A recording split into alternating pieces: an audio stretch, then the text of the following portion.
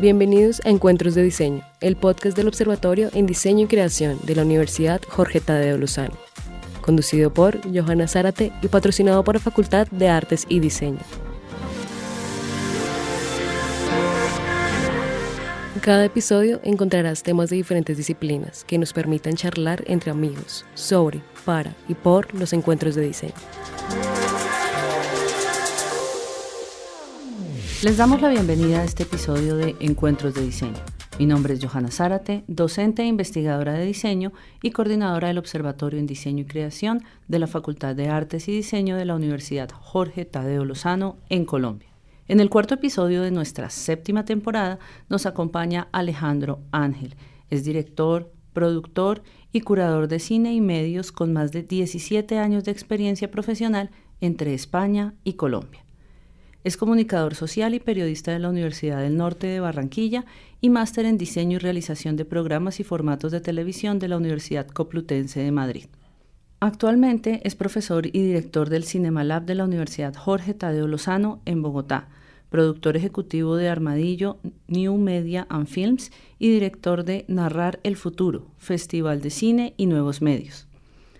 Como parte de la experiencia de Alejandro, él ha dedicado su tiempo a la creación y conceptualización de laboratorios y escenarios de experimentación como Uni5 TV, Laboratorio de Experimentación Audiovisual de la Universidad del Norte, el Cross Media Lab de la Universidad de Bogotá Jorge Tadeo Lozano, el New Media Lab de Narrar el Futuro, Cineastas 360 de CDI Colombia y Facebook y Laboratorios Lupa del Ministerio de Cultura de Colombia.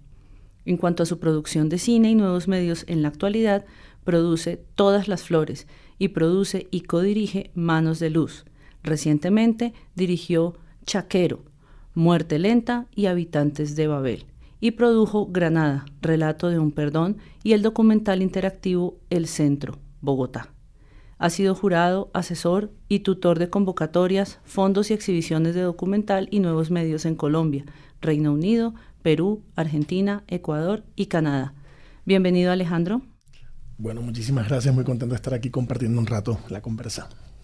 Bueno, el día de hoy también me acompaña mi compañero del observatorio, observador senior, y quien ya ha estado con nosotros en varios episodios, Rodolfo de la Hoz. Bienvenido, Rodolfo. Hola, buenos días, Johanna. Buenos días, Alejandro. Gracias por invitarme por acá.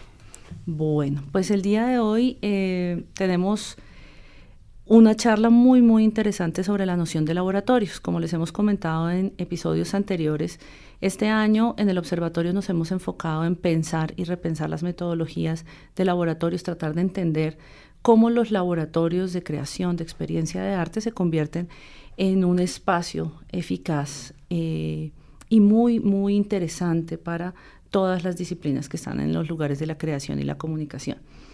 En principio, entonces, queremos poner un poco en contexto a nuestra audiencia y bueno, la idea es entender esta noción de laboratorio pensando en las metodologías de laboratorio, en la manera en que la creación experimental se torna en algo común y recurrente, y por eso, pues, nuestro invitado Alejandro nos va a acompañar contándonos desde su experiencia, ¿no? Él ha creado varios laboratorios, lleva muchos años trabajando con esta metodología y creemos que es la persona idónea para que nos cuente un poquito sobre a qué nos referimos con laboratorios desde la creación y la comunicación. Empezamos bateando duro. Bueno, me gustaría antes que definir lo que es un laboratorio es empezar por dónde entré yo, terminé entrando al concepto de laboratorio. Cuando yo volví a Colombia en el año 2009, yo llegué a la Universidad del Norte, que fue la primera universidad que me acogió aquí en Colombia de vuelta, y yo llegué invitado a trabajar en Uni5 TV, era un canal de televisión universitaria, y yo llegué allá a la universidad y lo que me encontré fue un grupo de televisores regados por la universidad, pues que básicamente nadie veía, ¿no? Eran televisores de paso que la gente se tropezaba, pero que nunca se paraba a ver realmente el contenido. Entonces hacíamos un montón de contenido con los chicos del programa de comunicación y no pasaba nada con ese contenido, ¿no? Entonces lo típico, hacer contenido por hacerlo y no porque hay un espectador que está justamente expectante de ver ese contenido. Y yo me aburrí un día de llegar todos los días a las 8 de la mañana, prender el switch, lanzar esa señal a esos 5 televisores o a las 10, ya ni me acuerdo cuántos había que nadie veía. Y un día directamente contactamos con la oficina de de desarrollo físico de la universidad, las personas que se encargan de todos los temas de espacio, y le dije, bajen esos televisores. Y apagué el switch y más nunca emitimos. Básicamente porque ya había ido creando un grupo de estudiantes que sí que le interesaba jugar con los contenidos, y lo que hicimos fue que en ese lejano 2009, hoy en día en 2023 lejano, creamos unos canales de YouTube, de Twitter, de redes sociales en general, que en esa época eran algo todavía relativamente nuevo, y empezamos a jugar hacia afuera.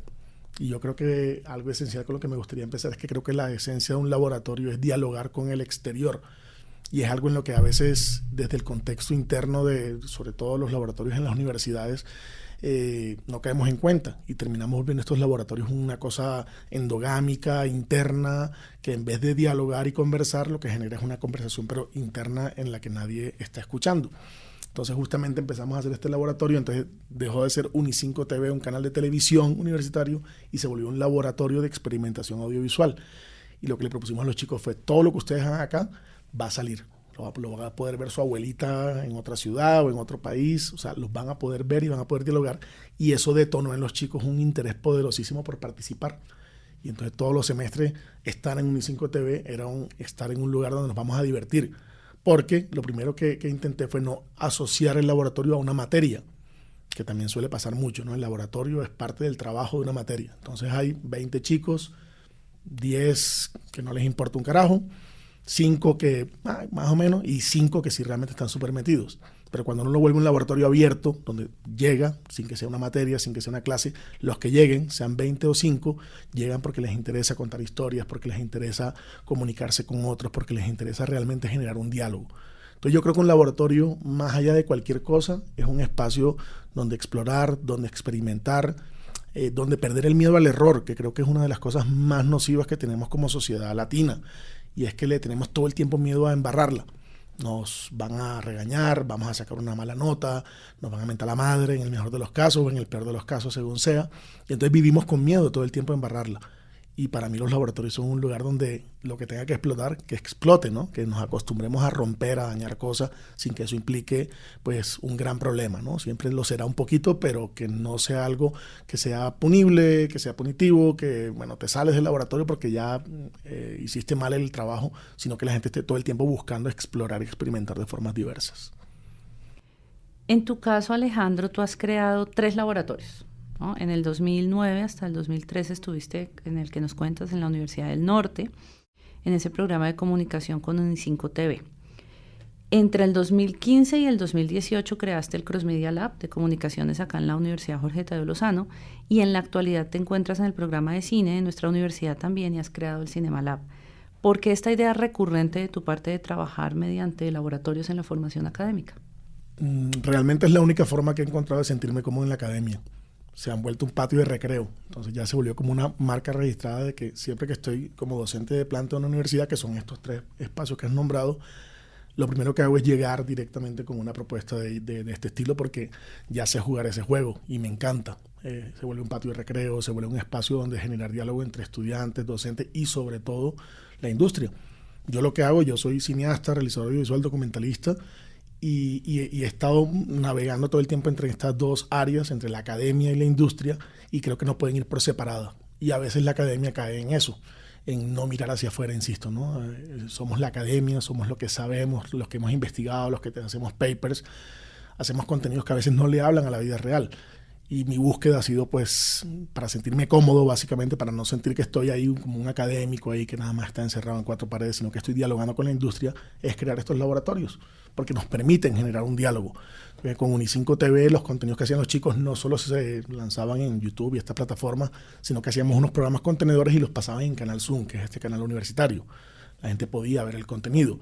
Con Cross Media Lab hicimos un montón de proyectos muy poderosos en los que, por ejemplo, con la policía, con el profesor Oscar Durán, hicimos varios proyectos con la policía, entre ellos Granada Relató un Perdón, que es un largometraje documental hecho con muchas entidades externas.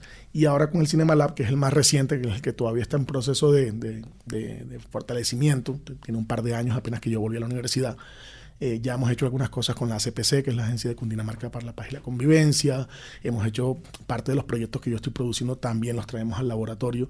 Entonces los laboratorios se vuelven sin duda un espacio en el que yo puedo seguir ejecutando mi oficio, lo que me gusta hacer, que es contar historias en varios formatos, pero acompañado de chicos, de estudiantes y también con una gran libertad.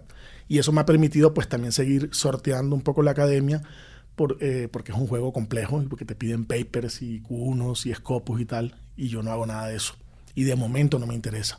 Lo respeto mucho y respeto a mis colegas que ese es su foco y su enfoque, pero mi enfoque es crear, es narrar, y que es otra forma de investigación y que afortunadamente en este camino, en estos de 2009, en estos 14 años en la academia, ha ido fortaleciéndose. En 2009 era casi como que cada año el llamado de atención de, oye Alejandro, ¿y tu Q1, no? O sea, y yo era como, bueno, yo iba toreando la cosa, pero como estos laboratorios se han vuelto espacios tan poderosos para los estudiantes, tan reconocidos, el espacio donde llevan a la gente que llega a la universidad a visitar, a los pares académicos. Entonces como que me ha generado como una especie de zona de seguridad.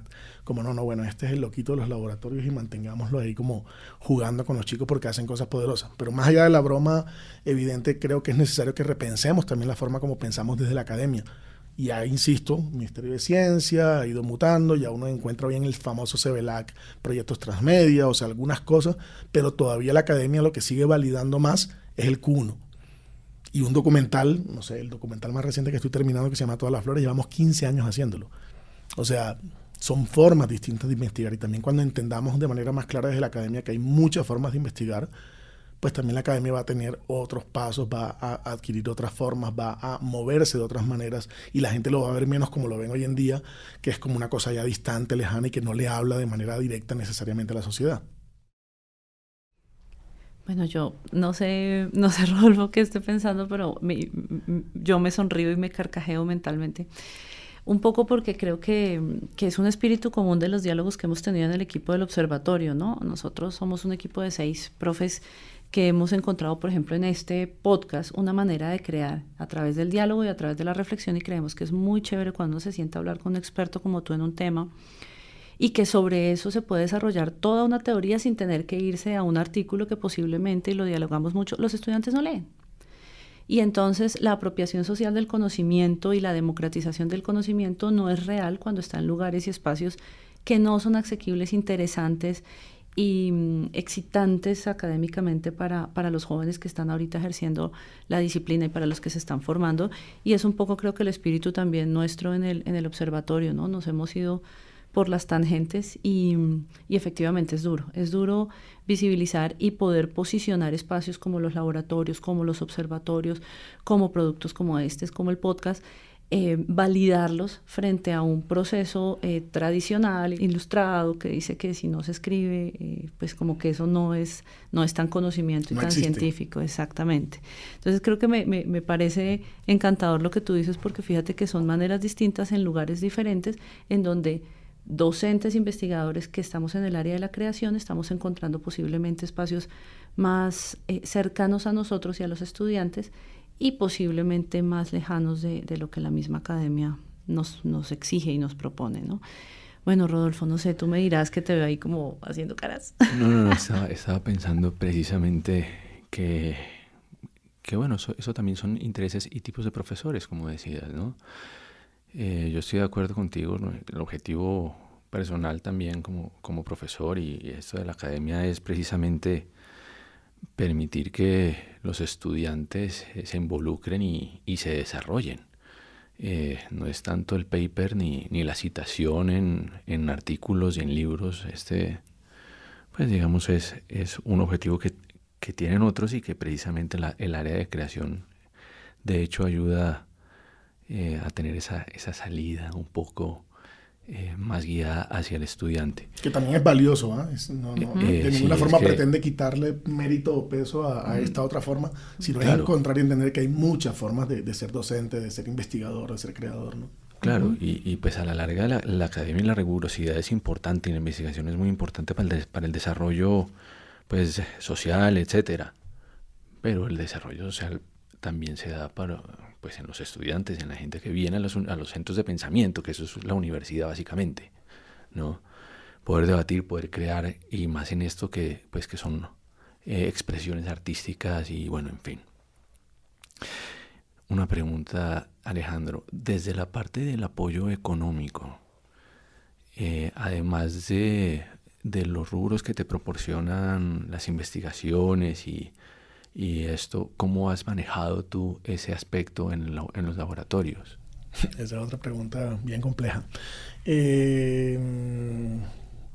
Bueno, es muy complejo el concepto del recurso porque, como tú bien decías hace un rato, los laboratorios todavía son un espacio por explorar y por entender, ¿no? Y si bien ha habido una explosión ahora estos últimos años, enorme, ahora hay en casi cada universidad hay un Media Lab, algún Fab Lab, alguno de estos espacios similares. En 2009 en la Universidad del Norte no había de ninguna forma un interés, y de ese canal era algo que venía moviéndose, por ejemplo, pero no había todavía un apoyo formal. Entonces la primera parte fue como yo mismo iba a grabar con los chicos en fin de semana, entonces yo cogía mi carro y ahí montaba 4 pelados y yo invitaba a las empanadas, o sea, era muy, muy autogestionado, porque no había realmente un apoyo, pero también en cierta medida yo no lo busqué al principio, porque cuando uno tiene un recurso, también tiene un montón de trabas, porque la academia también, como en muchos escenarios, como muchas entidades tienen, cuando hay recursos enseguida empiezan entonces los informes, las obligaciones administrativas, pero también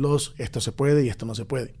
Y como yo soy más de pedir perdón que pedir permiso, prefería hacerlo con mis recursos, con mis contenidos, y cuando ya el proyecto estaba posicionado, ahí sí entonces aparecía la universidad y me decían, oye, vi que estás haciendo esto, está bacanísimo, ¿cómo te podemos ayudar? Entonces, bueno, nos prestaban los equipos, por supuesto, siempre, en todas las universidades había el préstamo de equipos, el apoyo y demás. Ya viniendo, bueno, obviamente durante todos esos años en la Universidad del Norte, después ya la Oficina de Comunicaciones, el programa de comunicación apoyó un montón el proceso porque vieron realmente que era un proyecto que les hablaba a los chicos, que conectaba con ellos, y se volvió pues ya un proceso del programa, y ya ahí empezaron a aparecer pues fondos internos que apoyaron muchísimo el proceso. Ya un poco más reciente, cuando llegó por ejemplo a Cross Media Lab, todo este tema de los fondos es un poco parecido. Nosotros llegamos, cogemos el Tadeo Mass Media Lab, como se llama en ese momento, y lo intentamos pasar de ser una sala de prensa, de comunicaciones más periodística, a de nuevo este concepto de laboratorio, y empezamos a poblarlo, ¿no? Yo creo mucho en poblar los espacios creativos. Creo que sin duda no podemos pretender que los chicos se sientan en un lugar creativo si llegan a un salón con paredes blancas. Entonces yo lo que normalmente llego es imprimo 100 fotos que tenga por ahí mías y llenamos el espacio. Pero claro, cuando está uno empezando el proceso no hay ningún recurso para imprimir esas 100 fotos. Entonces es uno el que va, paga esas 100 fotos y ya fue. Pero poblas el espacio, empiezas a moverlo, y ya después de un tiempo sí, pues obviamente uno de los directores del programa en ese momento, que era José Augusto Bentín, nos ayudó a hacer la gestión con el área de desarrollo físico, y ahí sí que la universidad hizo una inversión bastante amplia, de hecho, para crear lo que hoy en día es el laboratorio, que es un espacio amplio, que tiene un laboratorio amplio, muy amplio, de hecho, con 15 equipos, con mesas que se mueven, con televisores, con espacios para proyección, tenemos un aula también para trabajo colectivo, o sea, hemos ido creando, la universidad ha ido aportando para eso, tanto en equipos como en infraestructura física, y también, pues obviamente en ese camino ya empiezan a aparecer como cierto interés en los laboratorios. En ese 2015 y 2018 todavía eran pocos, pero había interés, y entonces ya la universidad abre algunas becas y convocatorias internas de recursos, con las que también vamos comprando equipos, o con las que podemos llegar a hacer algunos de los contenidos. Y mucha de la gestión que empezamos a hacer con Cross Media Lab tuvo que ver con el exterior, con buscar ya proyectos, como decía, con aliados como la policía, que ponían recursos que nos permitían hacer algunos de los contenidos que hacíamos en ese momento. Entonces ya empieza con el proceso de empezar a gestionar. Insisto, en ese 2018 que intentamos hacer la primera vez la red de Media Labs, éramos 5 o 6 laboratorios en Colombia, no había tantos espacios de laboratorio de experimentación, y eso hacía que al mismo tiempo afuera las becas, los fondos y demás no tuvieran como tanto esas búsquedas. Ahora que estamos en el Cinema Lab, recientemente se explotó, entonces ya hoy en día ahí, insisto, en cada universidad acá tienen un espacio de experimentación o similares, y también entonces las universidades han entendido y cada vez hay más fondos y becas. Nosotros tenemos del Cinema Lab, por ejemplo, ganamos el año pasado 2 de las convocatorias, una interna de creación y una interna de Media Labs. O sea, ya la Universidad Jorge Tadeo Lozano abrió una convocatoria interna para apoyar Media Labs o laboratorios internos de creación e investigación. Entonces ya uno ve que hay realmente una búsqueda o un interés de las diversas universidades por intentar entender esto, por intentar apoyarlo, todavía tímidamente por supuesto, pero ya hay un interés en el concepto. También creo que como gestores también, que al fin y al cabo somos creativos y culturales, también debemos mirar hacia afuera. Entonces nosotros, por ejemplo, desde el Cinema Lab estamos aplicando a convocatorias del Ministerio de Cultura, del Ministerio TIC, o sea, aprovechar lo que ha pasado en la industria audiovisual y creativa en Colombia, en este caso por el foco nuestro en lo audiovisual, para ir y buscar recursos fuera y que permitan hacer eso. con la agencia de Cundinamarca para la Paz y la Convivencia, hicimos 2 proyectos, uno en Soacha que no tenía recursos, pero en el que ellos asumieron toda la parte logística, y más recientemente hicimos uno en 3 municipios de Cundinamarca, en el que ya hubo unos recursos para hacer un tríptico documental, contenidos, talleres de formación con los chicos alrededor de los nuevos medios y las narrativas con dispositivos móviles, que ya tienen un recurso y permiten entonces hacer experimentaciones mucho más robustas en ese sentido. Entonces, para resumirlo, es un mix entre poner un poquito plata de uno por gusto propio porque creemos en esto, pero también empezar a hacer gestión sobre todo tanto interno como externamente para potenciar estos espacios.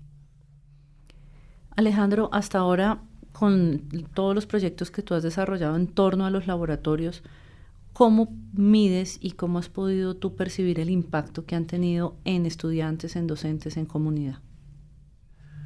Ay, qué complicado, porque vuelve la academia, ¿no? La medición, y entiendo obviamente el foco de la pregunta, pero siempre está eso en medio, y por eso es que me da tanto nervio recibir recursos y eso, porque también empieza el tema de tener que medir y tener que generar. Yo la primera manera como mido realmente es el impacto que ha tenido muchos de los chicos. O sea, los chicos que han sido como los que lideran el proceso, porque yo siempre busco crear un grupo de líderes, de chicos que son los que son súper apasionados y se meten y demás. Y ellos, cada vez que yo publico hoy en día algún recuerdo de estos de Facebook o algo así, todos vuelven a esos comentarios, a esos posts, a decir, increíble, qué buena época de mi vida cuando estaba en tal lab. Para mí eso es el mejor nivel de medir. Obviamente tenemos algunas métricas de números de productos, de números de estudiantes impactados, pero de nuevo creo que también tenemos que buscar nuevas formas de medir y de entender el impacto que logran estos espacios, porque si nos quedamos solo en el número, solo en la métrica, que insisto la hay, perdemos un poco la esencia y el alma y el ADN de estos espacios, ¿no? Que es cómo logro impactar más desde lo emotivo que desde lo, digamos, desde lo numérico, ¿no? O sea, sí, impacté a 50 estudiantes. ¿Cuántos de esos se fueron realmente con un switch mental? Que es lo que yo busco con los chicos que entran a los laboratorios, que se vayan con una mente más abierta, que entiendan que el mundo es un lugar más maravilloso cuando entendemos que podemos fallar, que entiendan que podemos seguir experimentando y explorando. Entonces, bueno, complejo porque nos van a exigir siempre esas métricas, esos números, pero creo que también como academia, como laboratorios debemos empezar también a cambiar un poco como los preconceptos que hay alrededor de las mediciones de estos espacios.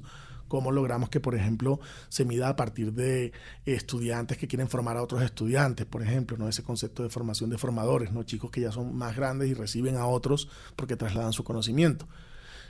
No sé, seguir buscando formas de medir estos alcances. Cuando tú has iniciado estos procesos, ya nos has hablado un poco de las complicaciones que hay a nivel del apoyo académico o de las entidades, un poco la confiabilidad que puede tener al principio este tipo de proyectos, pero a nivel de motivar a los estudiantes o a otros docentes, colegas, comunidad, ¿cuáles son esas mayores dificultades, pero también esas mayores aportes que encuentras cuando te vinculas en estos proyectos? Es una dificultad y al mismo tiempo una potencialidad de estos espacios, y es que pues la academia también va muy rápido, ¿no? Todos tenemos un montón de obligaciones, horas de clase, etcétera, y entonces eso hace que a veces sea complejo que cuando uno invita, por ejemplo, a colegas, a docentes, todos copien, ¿no? Pero yo eso pues no lo veo como algo negativo, sino que lo he vuelto positivo, y es que si son 10 y solo copia uno, pues con ese uno hacer un montón de cosas, un montón de contenidos, porque uno entiende que cada uno también tiene sus dinámicas, búsquedas e intuiciones, ¿no? En ese sentido, o tiene sus propios proyectos, su propio semillero, su propio laboratorio, etcétera, ¿no? Creo que eso puede ser una dificultad, lo vamos volviendo un poco como una potencia, es los que hay, son los que hay, volverlo un lugar de interés, como digo, que se vuelve un lugar deseado, un lugar al que yo quiero ir, porque hay café, o porque va la chica que me gusta, o porque hablan de historias bacanísimas, o porque van chicos de otras áreas con las que puedo hacer nuevas cosas, por la razón que sea que la gente quiera ir al sitio. Por eso decía esto de desligarlo un poco como de la materia. Yo ahora, por ejemplo, el Cinema Lab lo tenemos asociado a unos laboratorios de narrativas convergentes, son unas materias, pero la idea es seguir poco a poco, ir haciendo nuevos proyectos que desliguen o desconecten de la materia. Porque, insisto, la materia y esa dinámica de la métrica, de una nota, de esas búsquedas más tradicionales. Entonces, si tenemos un laboratorio para explorar y experimentar, pues ¿por qué seguir haciéndolo como se venía haciendo antes, con nota, con todas estas búsquedas? Yo creo que de todos modos eso no debemos satanizarlo, ¿no? Como que la gente entre y salga. Un laboratorio es un lugar que normalmente es un lugar de paso. O sea, salvo uno que está ahí, que sigue ahí y que también se puede ir, porque yo en 2018 renuncié a la universidad y me fui. Y Cross Media Lab quedó y continuó, afortunadamente muy bien, de la mano en ese momento del profesor Oscar Durán, que lo llevó a otro escenario igual de poderoso pero distinto. ¿Por qué? Porque lo llevó hacia el periodismo, que es lo que trabaja más él. Y entonces se creó el Cross Media Lab como un medio universitario y publicaron con un montón de escenarios como la Liga contra el Silencio. Entonces también es entender que son espacios que están vivos y que no son de nosotros, son del que está en ese momento ahí. Y después llegará otro y ojalá que llegue otro con otra mirada, con otro entendimiento de lo que es el mundo, con otras percepciones, con otras intuiciones, ¿no? Bueno, Alejandro, en los diálogos que hemos tenido como antes de, contándole a nuestra audiencia que siempre antes de cada episodio nosotros charlamos con nuestros invitados, los conocemos, yo te decía, los estoqueamos un poco, ¿no? Averiguamos para poder entablar charla. Hablamos de que tú estás empezando a retomar una iniciativa anterior de tener una red de Media Labs, ¿no? A nivel, de hecho, latinoamericano o hispanoamericano en su momento, dependiendo de... ¿Nos puedes contar un poquito sobre esta idea, esta noción? Bien, en el 2018 nos reunimos un grupo de creadores de estos laboratorios en un evento en Medellín, en la Feria del Libro. Hicieron una especie de charla. Entonces estaba Diego Montoya en ese momento en EAFIT, Germán Franco de Ático y Felipe Londoño, que pues hoy está en la Universidad Jorge Tadeo, pero en ese momento estaba en la Universidad de Caldas. Y estuvimos conversando un poco como esta conversación así muy agradable, encontrando pros, contras de algo que en ese momento, insisto, era todavía pues relativamente rompedor. Y yo solté al final de la charla como una invitación, como bueno, hablamos mucho de estos laboratorios, del trabajo colectivo, del trabajo colaborativo, pero no colaboramos tanto entre nosotros, ¿no? ¿Qué podemos hacer? Y de ahí surgió como esa intención de hagamos una red de Media Labs en las universidades. Y empezamos a conversar, hicimos unos cuantos avances, se trabajó como un año más o menos en las universidades, no terminamos de fortalecerla del todo por lo mismo, por lo que insisto, por un lado por lo que era muy nuevo en ese momento, había pocos, y también porque la academia va como vaya a sus velocidades y demás. Yo en ese momento pues tomé una decisión y me fui un tiempo a la universidad y otros profesores también se fueron. Entonces eso paró un poco ese proceso. Cuando yo volví a la Tadeo en el año en 2021, mi propuesta del Cinema Lab fue con una de las propuestas con las que entré y lo primero que tenía en mente era retomemos el tema de los Media Labs, de la red, ¿no? Porque también en estos años yo he estado en otras redes de colegas, también creadores y demás, y vi que había ya una constante de muchos otros nuevos laboratorios y escenarios. Me demoré un poquito, un par de años, porque la academia va como va, pero ahora justamente hace un par de semanas hemos enviado una invitación a muchos de estos colegas y que también ellos les han reenviado a otros y demás, para retomar este concepto de la red, pero ya con una intención no solo de red de Media Labs universitario, ni siquiera de red de Media Labs, sino de laboratorios. Con todo lo que ha pasado, ¿no? Porque también ha pasado bastante agua debajo de ese río todos estos años, que ya no solo están los Media Labs, están por supuesto los Fabrication Labs o Fab Labs, los Hackerspace, inclusive más recientemente todos estos laboratorios de XR. O sea, hay como ya un ecosistema, para usar la palabra típica cliché, que se usa de muchos tipos de laboratorio.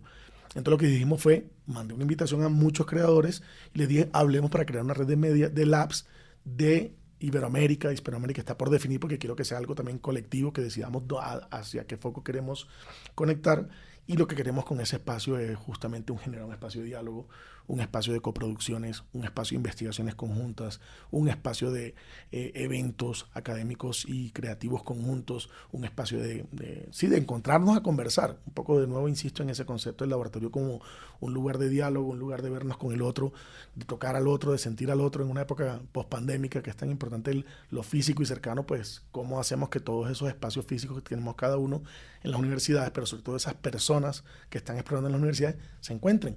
Y se encuentran en lo físico y en lo virtual, por supuesto. Entonces ya vamos a tener una primera reunión en el mes de abril, a finales del mes de abril. Estamos todavía citando un poco como, bueno, qué horarios podrían ser, hacer un mapeo. De momento creo que ya hay unos 25 laboratorios que han respondido a la invitación. Se enviaron unas 50 invitaciones, así que vamos como a buen ritmo, pero ya hay 25 laboratorios en la región que están interesados en decir qué hacemos en conjunto, cómo conversamos y cómo hacemos cosas para seguir avanzando y entendiendo también este concepto. Incluso parte de la invitación, o sea, parte de la gente que invité también son colegas que sé que están apenas creando laboratorios. O sea, en algunas universidades que están empezando a crear el laboratorio, y me parecía muy potente eso porque estas redes a veces son como muy excluyentes, ¿no? Las redes académicas son como, bueno, demuestra que tienes un Q1, eres doctor, o sea, son a veces como muy excluyentes.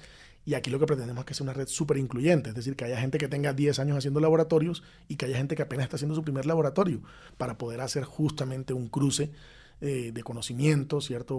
Todo ese tema del conocimiento abierto, ¿no? De yo aprendí a hacer esto, yo cometí este error o me falló tal cosa, pues tú no lo hagas o hazlo si quieres, pero que sepas que puede pasar, ¿cierto? Pero generar ese diálogo. Entonces en eso estamos ahora y pues atentos a ver qué pasa y ojalá quienes escuchen este programa me contacten y si están interesados también en hacer parte de esa red.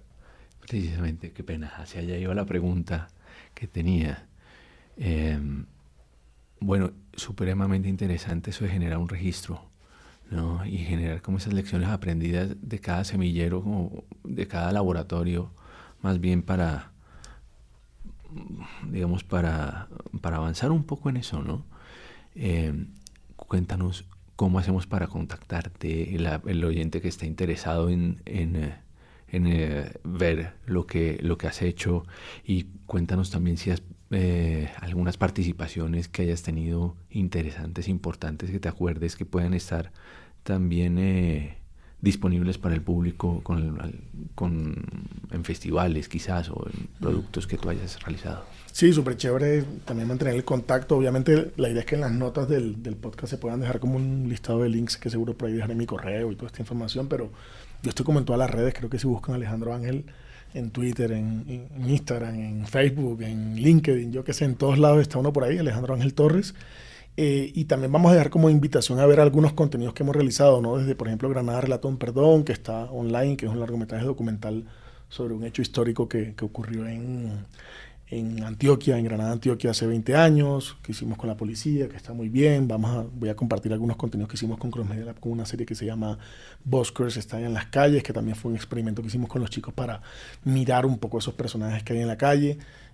También los invitaría, creo que puedo dejar en las notas, hablando ya de proyectos un poco más amplios ya de mi producción ya personal, no solo de los laboratorios, invitarlos a ver Muerte Lenta, que fue un proyecto que hice con Revista Semana en el Amazonas colombiano, alrededor de un grupo, los indígenas Huitoto, que están siendo envenenados y a punto de morir por unas antiguas disidencias que los están envenenando con mercurio a partir de envenenar el agua del río Caquetá. También invitadísimos a conocer parte de lo que estamos haciendo ahora con Todas las Flores, un proyecto documental que estoy produciendo y que estamos a punto ya de finalizar, dirigido por Carmen Oquendo desde Puerto Rico, donde hablamos de la comunidad trans del barrio Santa Fe. O sea, en general, todo lo que, tanto los laboratorios como la obra, yo he tratado un poco de generar un diálogo alrededor del ser humano, ¿no? De entender al otro, de conocer al otro, de verlo un poco, de sentir al otro y de explorar un poco como en la humanidad y todo lo que tiene por decirnos. Alejandro, una pregunta antes de cerrar que me viene a la mente con lo que tú nos comentabas. ¿Cuándo es un demasiado en laboratorios, digamos, de desarrollo? Es decir, antes no había, ahora hay un gran boom. ¿No puede llegar el momento en que haya tantos laboratorios que los laboratorios mismos pierdan su esencia? Yo ahí sí creo que muchos laboratorios, muchos espacios de pensarnos nunca serán suficientes. O sea, yo no, creo que también lo que pasa es que ahí sí hay un problema, no tanto el laboratorio en sí mismo, sino el concepto de laboratorio. Eso sí que se puede llegar a permear, como ha pasado en el pasado en tiempos pasados con palabras como emprendedor, ¿no? Uno ya llegó un momento en que emprendedor era casi que significado de estar sin trabajo, ¿no? Porque se repitió tanto que se dañó o se ensució la palabra. Pero yo no le tengo miedo a eso también. O sea, si hoy se llaman laboratorios y mañana se llaman casas de encuentro, dará igual siempre que la esencia como tal perviva. El problema que hay es cuando la gente se quiere meter a una tendencia porque está de moda, porque es, como dicen los americanos, el flavor of the week, el sabor de la semana, ¿no? Entonces como que nos metemos de cabeza todos y todos queremos hacer un laboratorio porque suena chévere. Y eso pasa en muchos escenarios. Uno a veces ve escenarios no solo en las universidades, ¿ok? Sino también en otros escenarios, en bibliotecas, en cinematecas, etcétera. Y en algunos casos son súper poderosos y hay un interés real en el tema de la experimentación, la exploración. Y en otros casos yo escuché que en no sé dónde tienen un laboratorio, entonces hagamos un laboratorio. Se vuelve entonces ya un tema de meterme la tendencia por moda y no porque haya realmente una esencia o un interés en el tema de lo colectivo, lo colaborativo. Para mí, usando el término de moda, la red flag, la bandera roja, que me llama un poco como, me pone ahí como prevenido, es cuando uno ve que hay estas dinámicas que se llaman laboratorios y tal, pero uno les dice, trabajemos juntos, y es bueno, no, que nosotros trabajamos más bien solos, no, o sea, donde no hay un interés de colaborar. Para mí, esto es muy personal y muy íntimo, un laboratorio, la esencia de un laboratorio es lo colectivo, lo colaborativo, lo abierto. Yo soy fiel creyente de hecho nuestro festival Narrar el Futuro es un festival que se subyace o empezó como el festival de cine Creative Commons. Yo creo mucho en las Creative Commons, en las licencias libres, en el software libre, en la cultura libre en general, y de ahí parte un poco como esa búsqueda o esa exploración en que un laboratorio debe ser un espacio de conversación colectiva, colaborativa, co-creada, ¿cierto? Entonces eso es lo que creo yo. O sea, creo que tu pregunta es muy valiosa porque sí, en efecto hay esa pregunta, ¿no? Ya casi que uno le pone apellido lab a casi cualquier cosa, es como también ese otro concepto de arte, ¿no? Al final de pana de arte casi, a todo le ponen un arte al final y es como ya, no más.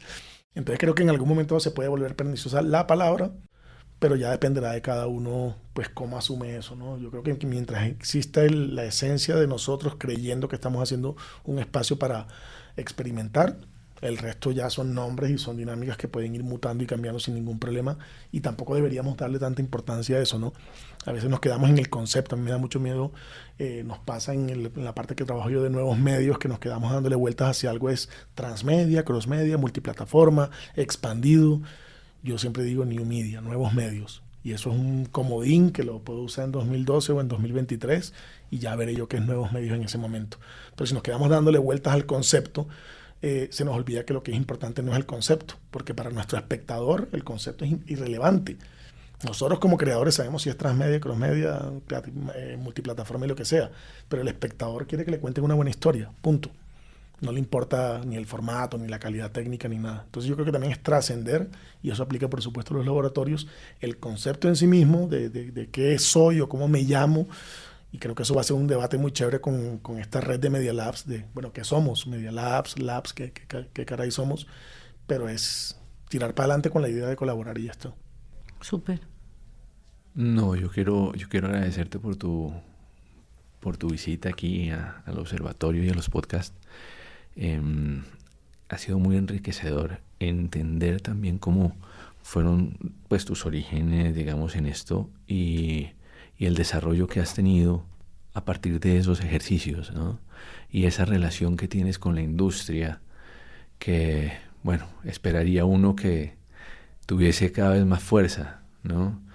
Y entender mucho y recordar que la universidad esta es también para los estudiantes, para que, como decimos nosotros, si la va a embarrar, embárrela con fuerza. Con toda. Para que aprenda. Estos son los espacios en los que tienes que hacer eso, para que afuera salgas y ya sepas que hay cosas que no se deben hacer, ¿no?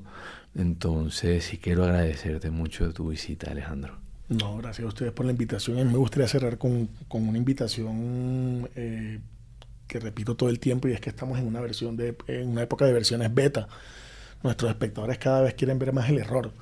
Los espectadores no quieren ver solo la experiencia final, lista, bonita, preciosa, sino que quieren ser parte del proceso para apoyarnos en el proceso, y eso hay que trasladarlo a los laboratorios. Tenemos que perder el miedo y es algo que espero que sea algo que trabajemos con la red de Media Labs, de hacer cosas de manera muy rápido, iterar, probar, hacer más prototipos y menos productos finalizados. O sea, creo que tenemos que también arriesgar mucho más y dejar el miedo. Vivimos muy asustados y acabamos de sufrir una pandemia, ¿ya qué más puede pasar? El fin del mundo, pues que venga el fin del mundo, pero que nos coja probando, experimentando, jugando sobre todo, sintiéndonos nosotros, sintiendo al otro y conectando. Bueno, Alejandro, a mí me encanta cerrar con eso, quememos los puentes y veamos qué queda. Eso me fascina, así que extendamos esa invitación a la audiencia. Finalmente, de verdad, muchísimas gracias por tu participación el día de hoy y esperamos seguir contando con tus experiencias para nuestras y nuestros oyentes del podcast, pero también para aquellas y aquellos que nos siguen en el Observatorio en Diseño y Creación.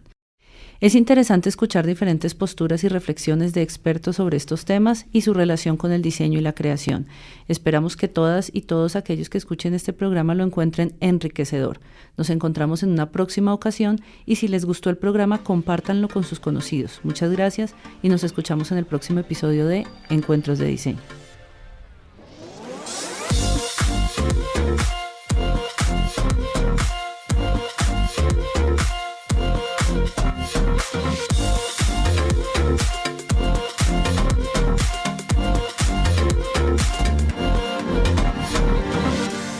Encuentros de Diseño les da las gracias por escucharnos y los invitamos a buscar nuevos episodios, videos, noticias y más en nuestro micrositio y en nuestras redes sociales como Observatorio en Diseño y Creación.